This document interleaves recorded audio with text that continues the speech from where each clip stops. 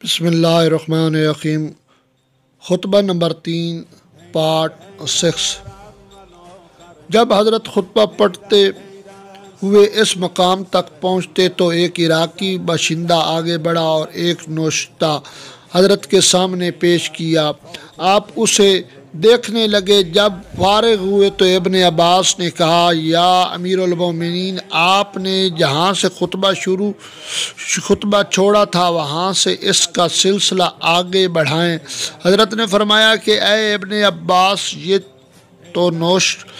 ये तो शकशकिया गोश्त का वो नरम लोथड़ा जो ऊँट के मुंह से मस्ती और हिजान के वक्त निकलता है था, जो उबर कर दब गया। इब्न अब्बास कहते थे कि मुझे किसी कलाम के मुतल्लिक इतना अफसोस नहीं हुआ जितना इस कलाम के मुतल्लिक इस बिना पर हुआ कि हज़रत वहाँ तक न पहुँच सके जहाँ तक वो पहुँचना चाहते थे। अल्लाहुम्मा सल्ली अला मुहम्मद व आले मुहम्मद।